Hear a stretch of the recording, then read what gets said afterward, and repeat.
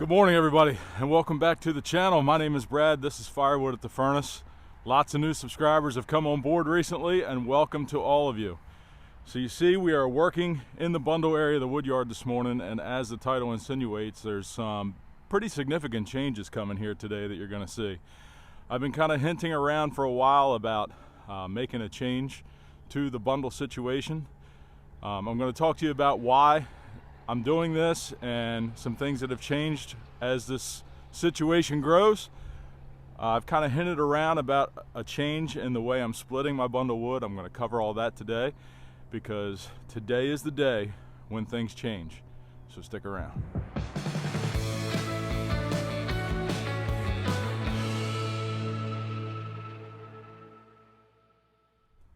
So just a quick recap for those of you who might not have been keeping up with the situation here, but this whole thing started with the old Countyline, and it still runs good. It's still a great machine. It still does a lot of the resplitting that I have to do here.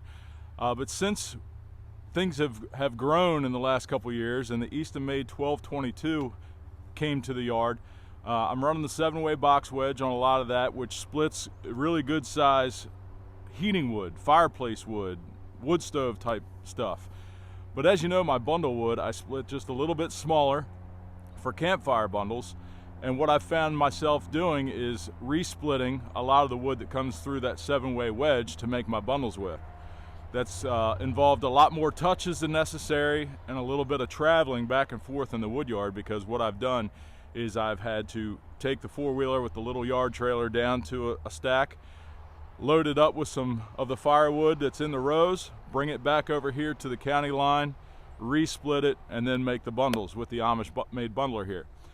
So that's a little time consuming and it's not very efficient. So I've been hinting around that I want to start splitting bundle wood exclusively, right from the round right down to size. I've obtained a few commercial accounts now for bundle wood. You know, I started out with a 1, well, I've got a couple more coming on board here. And bundle wood is going to be a larger part of this operation. For those of you who sell bundle wood, you know that the profit margin is a little greater selling bundles than it is heating wood, and I sell all my heating wood every year. But I'm trying to grow this a little bit each year, and I think bundle wood this year is going to be the goal for expansion of this little small business. So what we need to do today is move these totes that I have lined up here out of the way. We're going to move the Amish made bundler out of the way, and the Countyline is getting hooked up possibly for the last time and moved out of the way. We're putting something else here in its place, and I'm going to explain all that to you, show all that to you, and let you come along. So I'm going to fire up the skid loader now. I'm going to move the splitter and the Amish made bundler out of the way, move these totes out of the way, clean up this area a little bit, and show you what we got.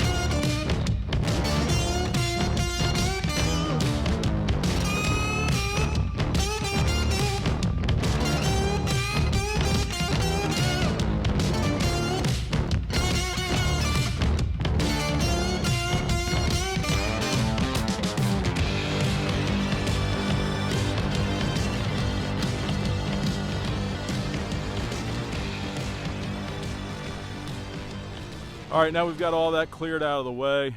I like, if you're going to take something apart or move stuff out of the way, you might as well clean it up while you have everything out of the way. Just make it nice again. That's just the way I look at it. So I went ahead and raked everything out, kind of got it leveled back out where the low spots were the best I could. It doesn't have to be perfect, but that's what I was doing there. So now that everything's tore apart and out of the way, I guess it's time to rebuild.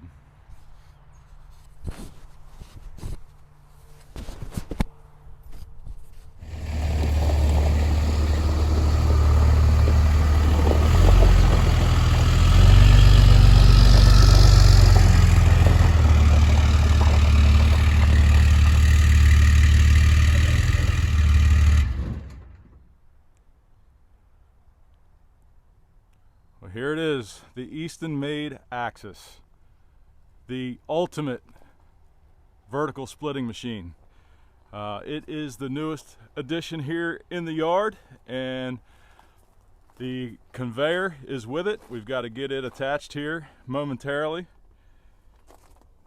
We've got the electric start, Briggs & Stratton Vanguard 14 horse engine. So we're going to get it all put together, get it in place. It's basically going to sit right here, except it's going to be turned 90 degrees. So the back of the machine will be facing the shed. The log lift will be on the right side towards the fence, and the conveyor will be coming out this side in front of the shed to fill IBC totes. So let me tell you the story of how this came to be, and we'll get it set up. So I'm going to give you the short version of the story because it's kind of lengthy, but back in the early part of last spring, I was talking to Jeffrey from Mountaintop Outdoors, and he was considering selling his Eastonmade Ultra. And I told him that I was looking for a better machine to do my resplitting and my bundle wood with. So I told him, if you sell that machine, can I please have the first option to buy? I would be interested in your machine. And he gave me his word. He said, if and when I sell it, you'll have first dibs on it. So that was the original plan. Plans changed with him. He decided he wanted to keep the Ultra, which I don't blame him. That's an awesome machine. Fast running, really good machine. So I said, well, if he's not going to sell that, then I will just call Eastonmade and I will place an order for an Ultra, and I'll just, wait the 6 months, whatever the lead time was at that time, and hopefully I'll have it by fall. So I called Eastonmade, I talked to Andrew, and I said, hey, I'm interested in placing an order for an Ultra. Here's why. This is what I'm doing. I love the box wedge. I don't want to switch the box wedge out on the 1222. It makes all my heating wood for me, but I need to resplit a lot of wood for bundles. So I'm looking for a machine just strictly to make bundle wood, or to knife through that big knotty stuff you sometimes get that just won't go through the box wedge, which this machine and the Ultra are both fantastic for. So after some discussion with him, he said, are you sure you want the Ultra? Wouldn't you rather have the Axis? And I said, well, yeah, I would rather have the Axis, obviously, but it's a little more expensive, a little more pricey, and not ready to pull the trigger on that yet. So conversations went back and forth a few times, and eventually it wasn't hard for him to convince me, but he convinced me, and the Axis arrived here yesterday. Like I said, it's got the attached conveyor, and it's going to be living right here. It has all the options. So that's how the Axis got here. We will be running the Axis quite a bit, and if you were here last year for the fellowship at the furnace, Ken and Danny from York Firewood had their Axis here. That was the first time that I really got to spend some time with one, and as many of you did. And I can't wait to get this thing up and running and throw some wood through it. So without further ado, I'm going to unhook it from the truck, get the truck out of the way. The great thing about the Axis is it's got these fork slots right here in the side, so I will run into those fork slots with the skid loader, pick it up, turn it 90 degrees, and put it right here next to the shed. So let's get that done now.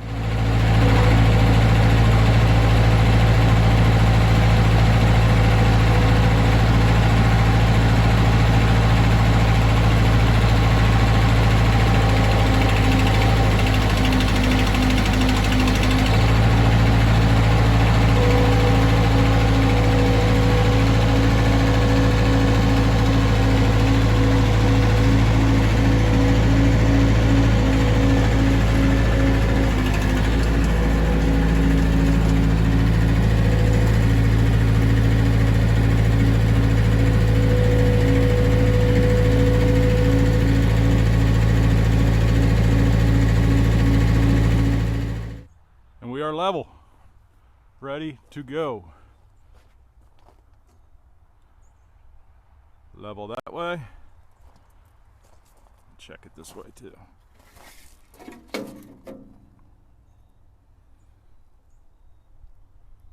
And level that way. So now let's get the conveyor on.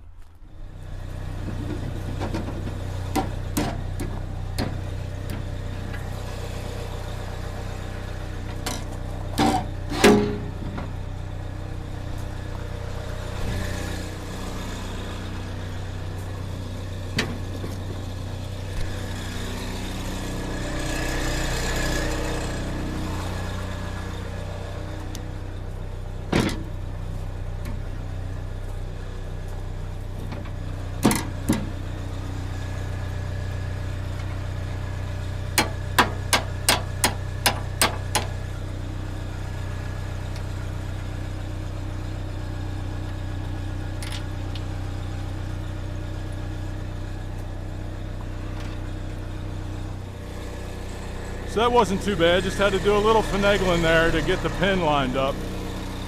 Definitely if you don't have a machine to help you, you definitely could use an extra set of hands. But what the problem was I was having is to get those ears tucked in under the table for the bottom of the conveyor. Obviously the conveyor has to be on an angle, and every time I would lift the conveyor up, the conveyor would start to slide off the side. So what I did was I just ran a strap from the bottom of the conveyor up here to the fork, and that prevented it from sliding down. But now that the pin's in, we don't need that strap anymore. So we're going to set the forks down and the conveyor's done, other than hooking up the pump.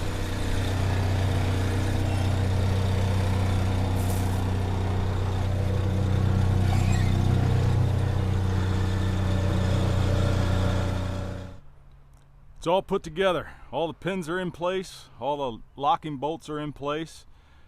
Everything is working like it should. Before we split some wood with it here, I wanted to talk to you about a couple of changes that Eastonmade has made recently. First of which is the paddles on the conveyor. If you notice, the paddles on the conveyor here now have like serrated edges or teeth on the front and the top. That helps get the wood up the conveyor when you slide it off the table. They're doing these on their conveyors now. The Eastonmade STK 24 that I have just has the regular paddles on it, but like any other manufacturer, they're constantly making improvements to the products. You know, you might have a model year pickup truck that doesn't have heated seats, but then the next year standard features include heated seats. So it's not that the truck is any better or worse, it's just a constant improvement that manufacturers do, and Eastonmade is on top of it, taking feedback from customers constantly and not only listening to it but acting on it. So there she is, the Eastonmade Axis. Let's roll some wood over here and we'll split a couple pieces.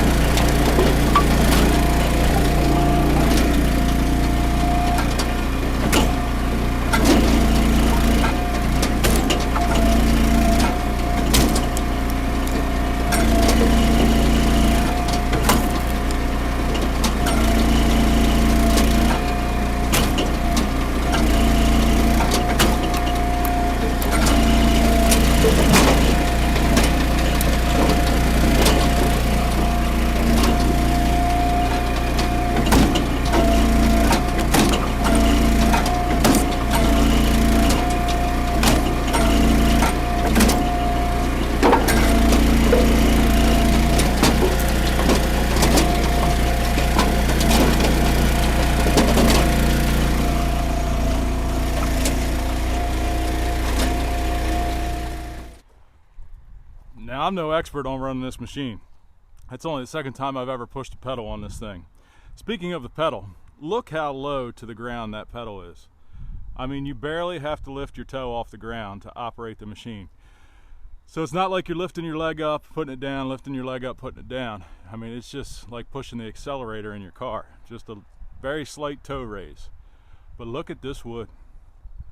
Primo bundle wood there. That's just the first couple rounds.